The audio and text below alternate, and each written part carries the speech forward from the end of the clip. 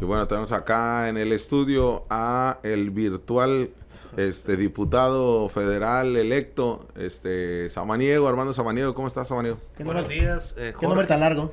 Jorge, Eduardo, buenos días, gracias por el espacio, por la invitación. Y aquí estamos, contentos, para platicar a la gente qué pasó el día de la elección y qué es lo que viene. Que ahora quién vienes a grillar, dicen por ahí. Absolutamente nadie. Nosotros no nos dedicamos a eso. Nosotros nos dedicamos ¿Quién no es patriota?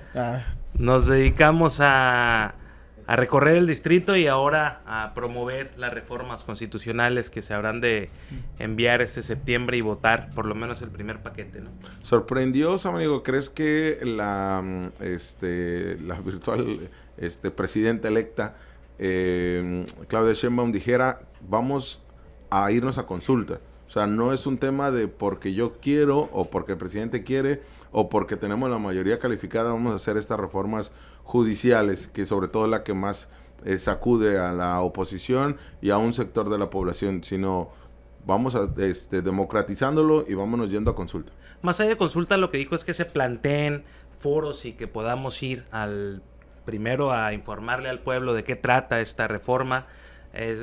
Se enfocó más al tema de la reforma al Poder Judicial, ir a los colegios de abogados, ir a las facultades de derecho de todo el país, a explicarle, a platicar con el el pueblo de México en general y particularmente con el sector de los abogados, ¿no? De los estudiantes de derecho, de los colegios, practicantes, para avisarles y para explicarles de qué trata esta reforma y cómo esta reforma viene a democratizar el Poder Judicial, viene a ser más pronta y expedita la impartición de justicia, viene a eliminar todavía algunos dejos de corrupción que hay en el Poder Judicial, y de eso se trata esta reforma. Esta reforma es una reforma totalmente democrática, es más democrática que como está actualmente la manera de elegir por ejemplo, ministros de Suprema Corte. A diferencia de lo que pasó en el 97 con Zedillo, en diciembre, que de un plumazo de 22 ministros, si no me equivoco, lo redujo a 11 como está actualmente, y nomás dejó a sus 11 cuates, pues ahora el pueblo sería quien decidiera quién fuera ministro de la Suprema Corte. Por ejemplo, en este momento, si la doctora Claudia, como está la ley en este momento, pues ella puede poner los ministros que quiere, porque así está la ley, porque propone al Senado de la República quien ocupe el cargo de la presidencia, y el Senado decide. Con la mayoría que tenemos en el Senado, pues en este momento la doctora podría poner a quien quisiera como ministro de la Suprema Corte, pero no se trata de eso, no somos iguales, se trata de que el pueblo decida quién va a ser quien imparta justicia en este país, como se hace en muchos países, en el mismo Estados Unidos.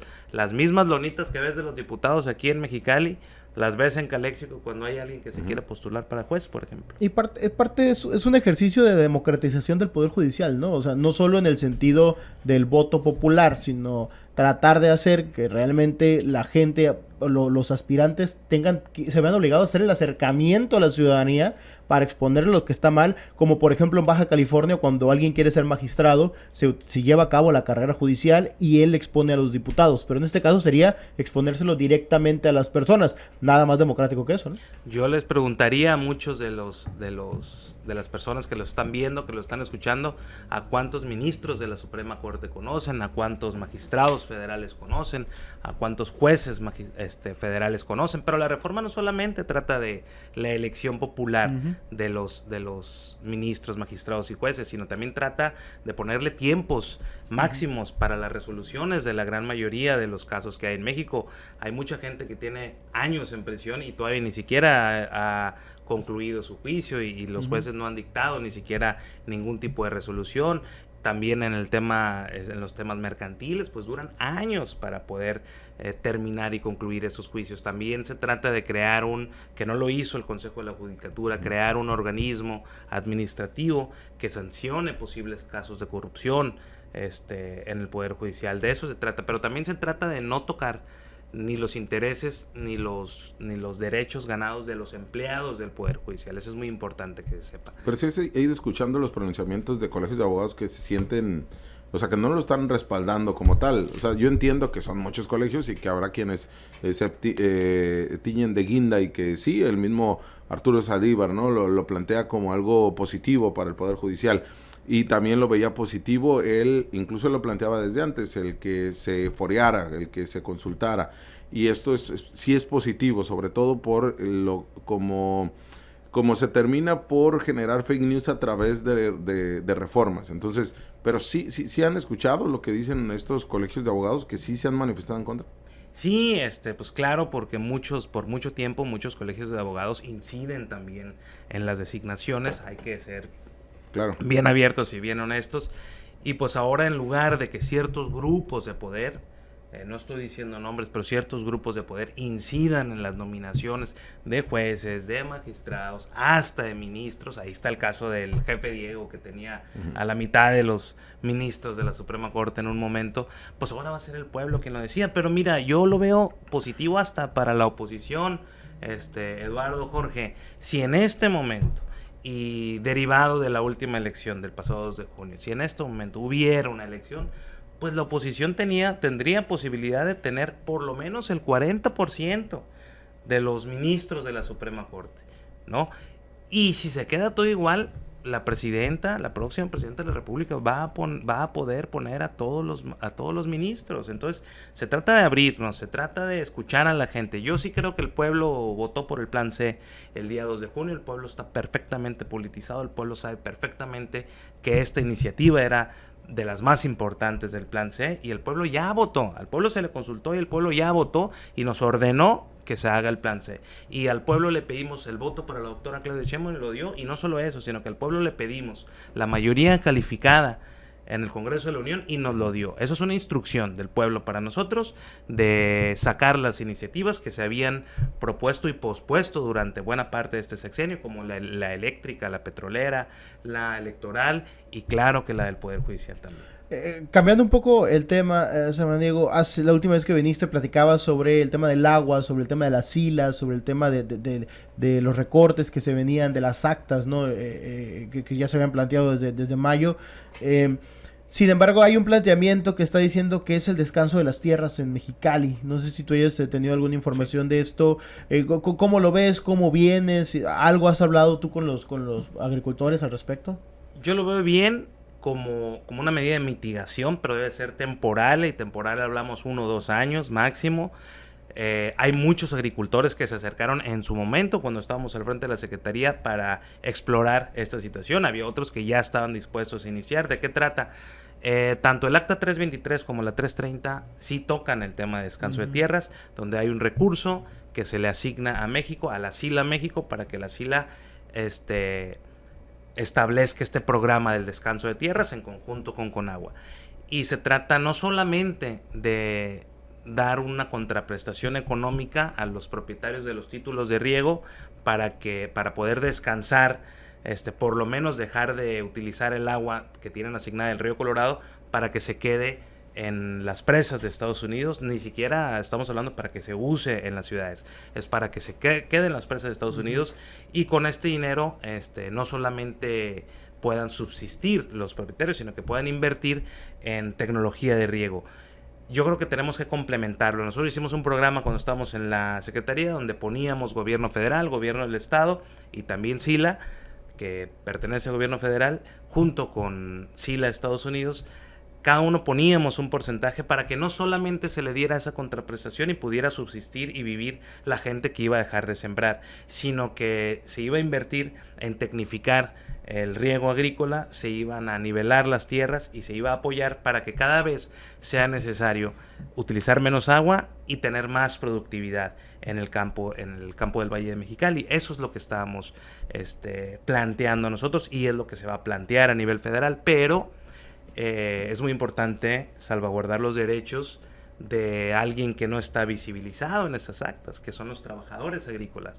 ¿Por qué? Porque se le va a dar la contraprestación al propietario de los títulos de riego, pero no sé si el propietario le va a pagar a sus empleados por no sembrar. Entonces hay que garantizar que estas personas tengan también un ingreso, una actividad productiva y puedan seguir llevando alimento a sus casas y puedan seguir llevando a los hijos a la escuela y puedan seguir pues desarrollándose como población económicamente activa y tengan bienestar. Por último, Samaniego, antes se cuestionaba a los diputados o diputadas que eran como prácticamente levantadedos en el Congreso de la Unión. No veníamos ninguna propuesta para Baja California. Hoy ustedes, con la mayoría calificada, prácticamente se definen que van sobre el proyecto o el plan C. Pero ¿habrá algo que le ofrezca Samaniego para la gente de su distrito o para los baja californianos, más allá del plan C? Sí, ¿amor?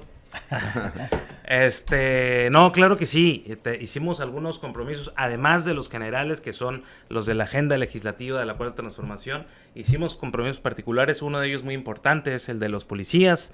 Tenemos un compromiso importante con los policías de Baja California. Nos reunimos en varias ocasiones con policías, con la Federación de Policías. Nos reunimos con policías de Mexicali. Tenemos un compromiso con ellos que está atorado, se quedó atorado en el Senado, pero hay que revivirlo a través de la Cámara, como es el derecho que tienen los policías, que son los únicos empleados en este país, que cuando son despedidos de manera injustificada y ganan su laudo y puedan comprobar que fue injustificado, pues no lo regresan, no lo reinstalan, nada más les dicen, pues sí ganaste, pero de todos modos estás fuera. Eso es un compromiso que tenemos con ellos, y también seguirles dotando de derechos para cuidar a los que nos cuidan, sobre todo a los buenos policías, que son la mayoría. Yo confío en la policía de Mexicali. Ese es uno de los compromisos. Otro es el de caminos rurales. Sí va a haber una inversión fuerte a nivel federal de caminos rurales, pero falta un Baja California, un diputado que vaya y se traiga ese recurso y que no se vayan solamente para otros estados.